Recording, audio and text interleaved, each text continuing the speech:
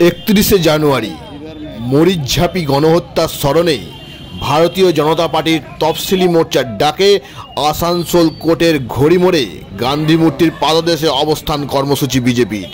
গ্রামাঞ্চল শিল্পাঞ্চলের খবর, bureau report.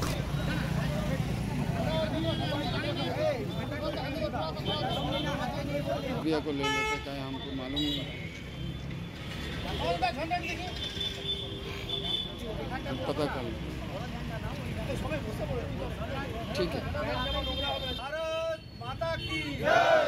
वामपंथी अत्याचारेर बिरुद्धे बीजेपी लड़ছে লড়বে। 19 ভুলবো না। মরিচঝাপিকে বাংলার মানুষ ভুলেই নেই, ভুলবো না।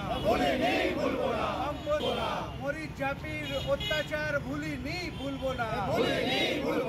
মরিচঝাপিতে গণহত্যার প্রতিবাদের আজও অবধি সুবিচার পেল না কেন মমতা সরকার? জবাব দাও। মারা শাস্তি পেল না কেন মমতা সরকার? জবাব দাও। বামপন্থীদের কালো হাত ভেঙে দাও, গুড়িয়ে দাও। বামপন্থীদের কালো হাত ভেঙে দাও, গুড়িয়ে দাও। মরিচঝাপিতে উদ্বাস্তুতাকারী বামপন্থীদের কালো হাত অবধি তার আজ অবধি সুবিচার হলো না কেন মমতা সরকার? জবাব দাও। দেখুন, আজকে 31 জানুয়ারি এবং আমরা এই 31 জানুয়ারির ডেটটা কোনো জাতীয়তাবাদী ভারতবাসী এটাকে ভুলতে পারিনি।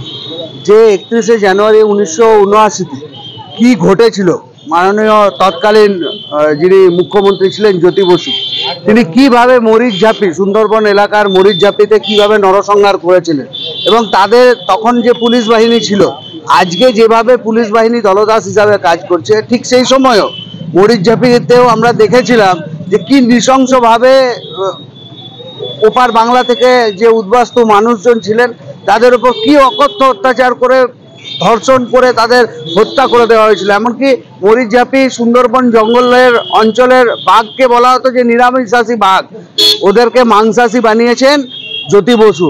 এত হত্যা করে তাদেরকে জঙ্গলে ফেলে দেওয়া এবং রক্তে গন্ডা বইয়ে দেওয়া, সেই দিনটাকে আমরা কোনোদিন ভুলে যেতে পারি না। যে যারা হিন্দু উদ্বাস্তু ওপার বাংলায় অত্যাচারিত হয়ে এপার বাংলায় এসছিল, ম্যাক্সিমামটাই ছিল নমশূদ্র জাতির এবং এসসি সমাজের, তাদের ওপর যে সিপিএমের অকথ্য অত্যাচার, সেই অত্যাচারের আজকে দিন এবং এই দিনটাকে আমাদের কাছে কালা দিবস হিসাবে আমরা পালন করি।